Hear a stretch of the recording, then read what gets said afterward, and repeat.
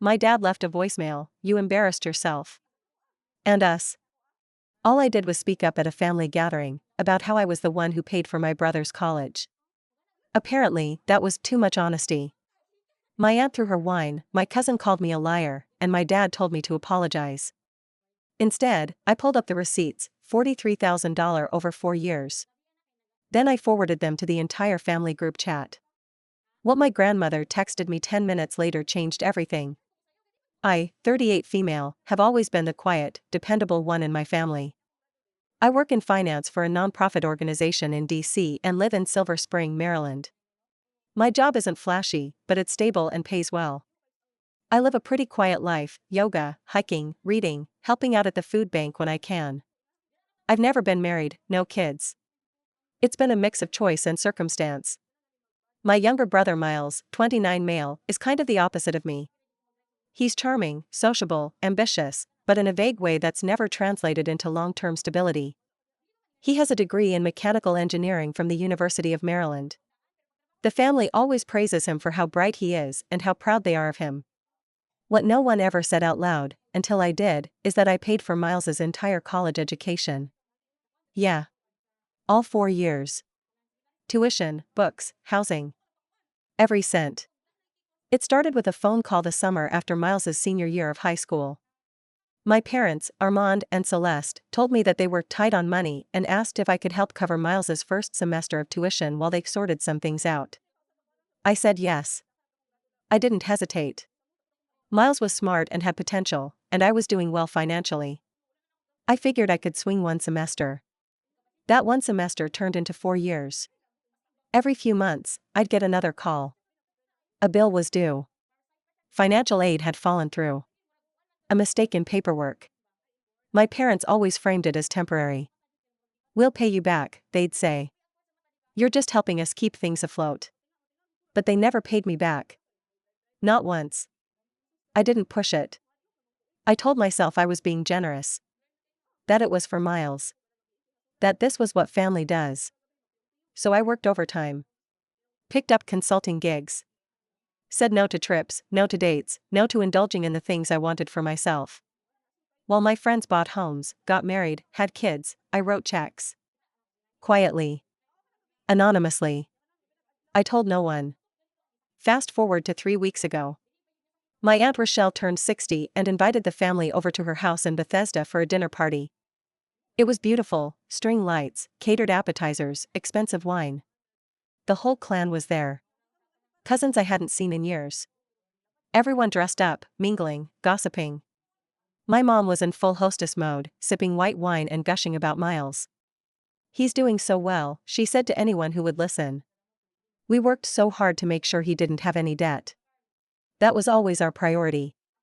I froze. I was standing next to the cheese board, and I just stopped. She went on. "We sacrificed a lot, but it was worth it. Miles is going to do great things." Miles stood there, smiling, soaking it all in like he always does. And I just snapped. I didn't raise my voice. I didn't make a scene, at least, not at first. I said, very calmly, "Actually, I paid for Miles's college." Every conversation around us ground to a halt. At first, there was confusion. My cousin Fallon laughed nervously. "What do you mean?" I said it again, louder this time. "I paid for his tuition. Books. Rent. Everything. Over $43,000 in total. I have all the records if anyone wants to see them." And then it all unraveled. Rochelle, my aunt, the birthday girl, threw her wine glass. At me. No warning. Red wine all over my dress, my arm, my shoes. Fallon called me a liar. Another cousin, Jude, who barely finished high school, said I was just trying to make Miles look bad. My father, my own dad, walked over, stared me down, and said, "You embarrassed yourself. And us. You didn't need to say anything." I left. I didn't cry, not then. I just picked up my purse, walked out the front door, got in my car, and drove home in silence. The next day, I found a voicemail from my dad. "You embarrassed yourself. And us. This was supposed to be a nice family evening. You made it about money, like you always do." Apologize. Let me repeat that. Apologize. I didn't reply. Not with words. I replied with evidence. I opened my laptop and compiled a folder of PDFs, bank transfers, Venmo screenshots, tuition receipts.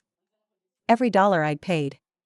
I uploaded the whole thing to Google Drive, titled the folder College Payments, Miles Daniels, and sent the link in our family group chat.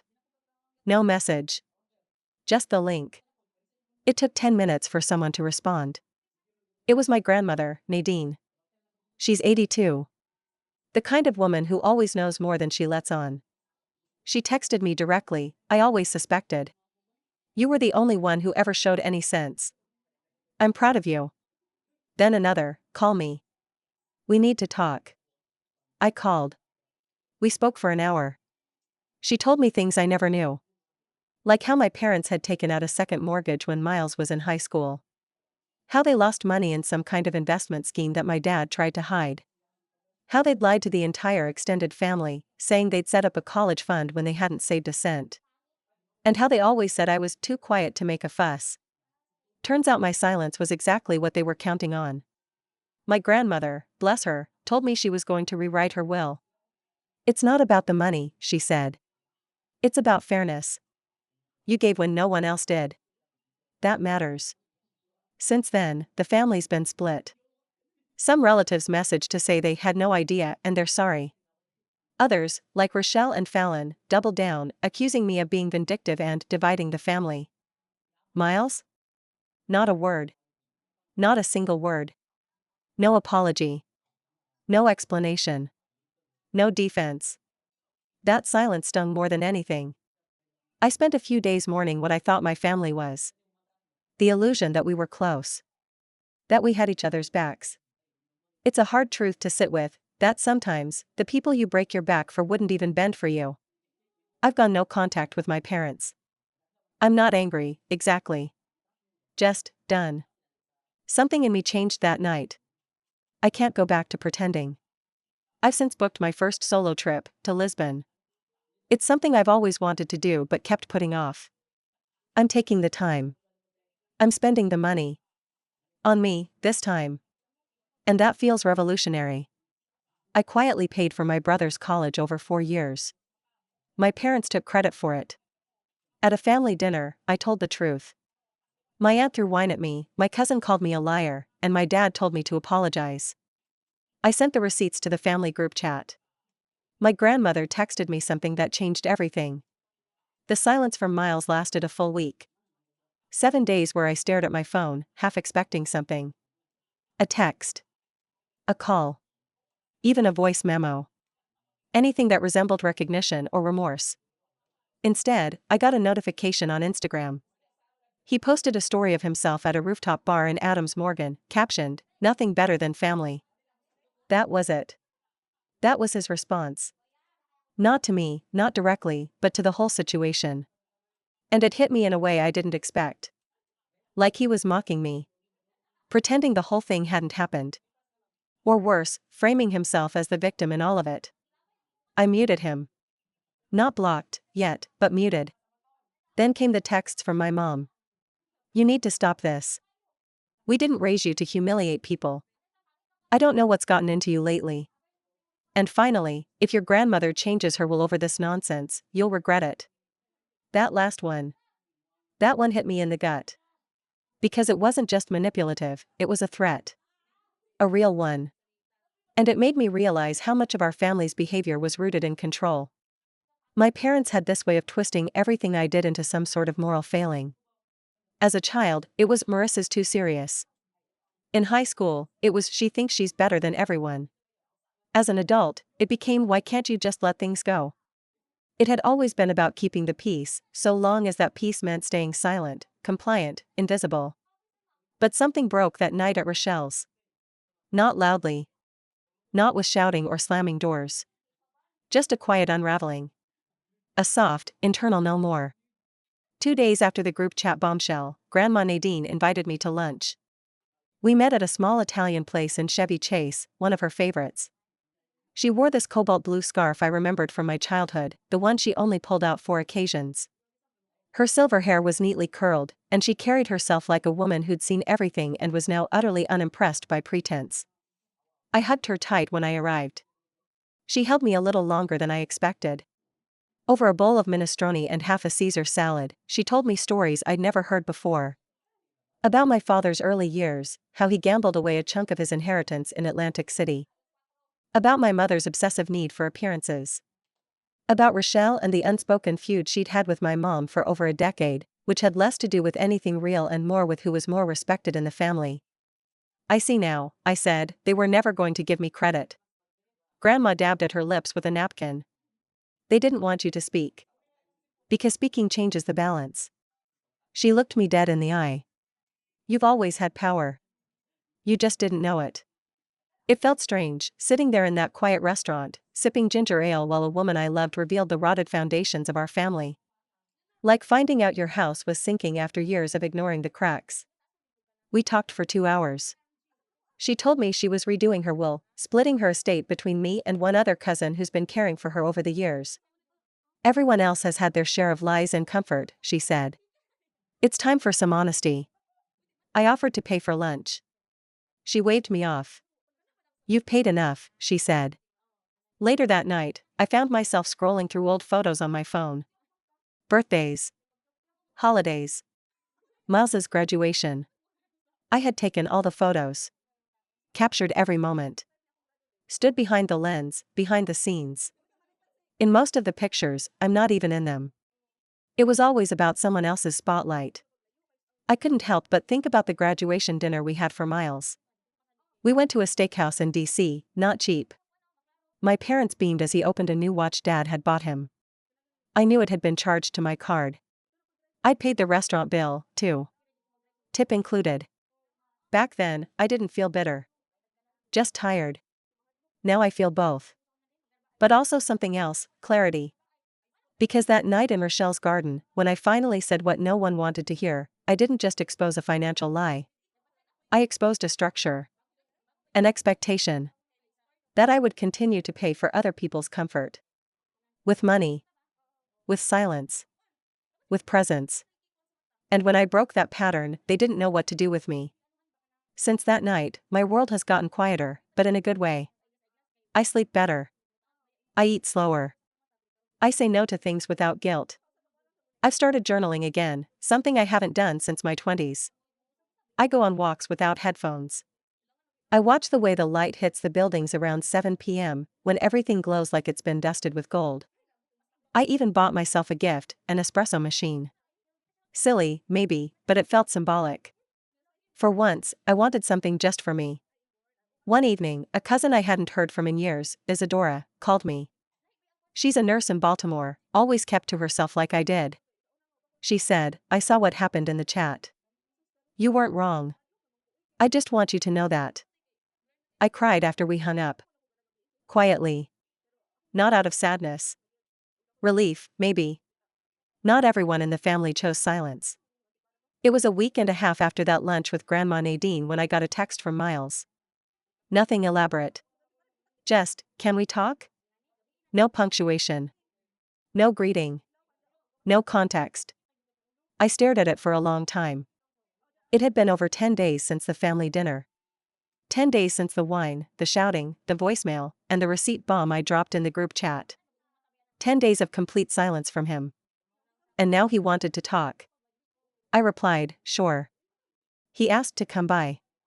I said no, I didn't feel comfortable having him in my space. So we met at a coffee shop halfway between my place and his, Compass Coffee in Tacoma Park. Neutral ground. Bright, public, safe. I got there first. Ordered a chair and sat by the window. He walked in wearing that same half-apologetic, half-charming expression he always had when he wanted something. He sat across from me, his eyes flicking around like he wasn't sure whether to make eye contact or look away. For the first time in a long time, I didn't feel nervous around him. I just felt tired. He started with, I didn't know what to say. I nodded. I didn't say anything. I didn't know you paid for all of it, he said, softly. I thought Mom and Dad were covering it. I watched his face. I believed he believed that. At least partly. Miles has always lived in a bubble of assumptions. Things just happened for him. Support always appeared when needed. It never occurred to him to ask where it came from. I asked, "You never saw the bank transfers? The rent payments? You just never noticed?" He shrugged. "They told me not to worry about it. That it was taken care of." "For years," I said. "You never asked once?" I didn't want to seem ungrateful. I let out a small, bitter laugh. "You didn't want to seem ungrateful, so you ignored who was actually doing the giving?" He winced. He looked down at the table. I could feel the weight of those years between us: birthdays, holidays, the graduation dinner where he toasted our parents, never once looking my way. All the times I gave without expecting credit, and how he mistook that for it not mattering. "I'm sorry," he said finally. "I mean it. I really didn't know. I wanted that to be enough. I wanted to feel a rush of forgiveness, some cathartic release. But I didn't. Because what hurt wasn't just that he didn't know. It's that he didn't want to know. And more than that, it's how easy it was for him to believe the version of the story where he was the golden child, and I was just there." Support staff. Background. "Do you know what it's like," I asked him, "to sit in silence while everyone applauds someone else for your work?" He looked like he wanted to respond but couldn't find the words. "I paid your tuition. I paid your rent. I skipped vacations, skipped investing, skipped building my own life, because I believed in you. And the first time I speak up about it, they act like I spat in the communion wine." Miles stayed quiet. Then he finally said, "I didn't ask you to do any of that." It felt like a slap. Not because it was untrue, but because of the truth in it. "No," I said. "You didn't. But when you realized someone had, you didn't ask who. You didn't want to know. Because that would have made you responsible for caring." I stood up. My chair had gone cold. "You didn't ask me to do it," I repeated, "but you sure benefited from it. And when the lie fell apart, you hid." He looked up at me. "What do you want me to do?" I paused. The old version of me, the one who paid bills in silence, might have said something like, "It's okay." I just needed to say it. But that woman was gone. "I want you to be accountable," I said. "Not just to me, but to yourself. I want you to stop pretending the world owes you a soft landing." He didn't follow me out. 2 days later, I received a letter. An actual, handwritten letter. From my mother. 3 pages. No return address. It was written in her perfect, looping cursive, the same she used on our Christmas cards. The tone was complicated. Not apologetic, exactly. But not defensive either. A strange hybrid of rationalization and regret. She started by saying how hard things were when Miles started college. That they'd had every intention of helping more but that circumstances changed. She never named those circumstances. Just said that my father made some financial decisions without full consultation. That was her way of saying he gambled away money without asking her. I've heard it before. Passive voice is her favorite language. She then wrote about how she always appreciated my contributions but didn't want me stepping into a role that wasn't yours. That line nearly made me laugh. She didn't want me stepping into a parental role, yet she let me pay tuition? Rent? Utilities? She ended the letter by asking me to come back to the table. That family meant weathering storms together, and that by exposing things the way I did, I created distance where healing was possible. That sentence stuck with me. You created a distance where healing was possible. It's the kind of thing someone says when they've never once acknowledged the distance they created by pretending you didn't matter until you made them look bad. I didn't reply to the letter. But I did keep it. I've started keeping everything now, the receipts, the letters, the screenshots. Not out of pettiness, but for clarity. For documentation. For myself. Because for so long, the truth in my family was whatever made other people comfortable. And I'm done bending myself into silence to preserve that. A few evenings ago, I sat down with Grandma Nadine again. She was knitting, watching reruns of Murder, She Wrote. I poured us both tea and we talked about Lisbon, where I'll be flying in 3 weeks. She asked me what I planned to do there. I told her, nothing structured. Just walking, eating, journaling, maybe visiting Sintra. She smiled. I hope you fall in love there, she said. With someone? I asked. No, she said. With yourself. A few weeks passed after that conversation with Grandma Nadine. The tension within the family didn't dissipate, it calcified. Some relatives remained neutral, others quietly messaged me to stay strong or ignore the drama, which felt more like avoidance than support. But there were those who chose sides. Aunt Rochelle, for example, doubled down. I heard through the grapevine, via my cousin Isadora, who became my unofficial informant, that Rochelle was organizing a family legacy brunch to move forward with unity. Apparently, she'd been hurt by the disruption I caused and wanted to reclaim the narrative. Imagine trying to whitewash financial exploitation with quiche and mimosa pitchers. Fallon was helping plan it. Of course. She sent me a group email with a sugar-coated invitation and a little note at the end that said, "Hope you're in a better place and can join us for healing and family connection. No drama this time, please." I didn't reply. But I did attend. Not to create drama, but to deliver a kind of justice that didn't involve yelling, breaking things, or cutting people off in a blaze of fury. I wore the same green silk dress that had been ruined at Rochelle's party, the one she splashed red wine all over. I'd had it professionally cleaned, and it looked better than ever. Like a symbol of what you can reclaim when you stop letting people ruin your things, literally and figuratively. The brunch was held at the country club in Potomac. It was predictably smug, name tags, a buffet of overpriced pastries, a welcome banner that read "Family, our strongest bond." The irony was thick. I smiled at the relatives who greeted me with awkward hugs or downturned eyes. Some offered little niceties, some pretended nothing had ever happened. Miles was there too. He gave me a quick nod across the room. We hadn't spoken since the coffee shop. Still hadn't. And that was fine. Rochelle, decked out in pearls and too much perfume, made a little speech near the end. Something about resilience, family first, and forgiveness. It was passive-aggressive performance art. She didn't name me, but her eyes kept flicking toward my table. And that's when I stood up. I hadn't planned to say anything.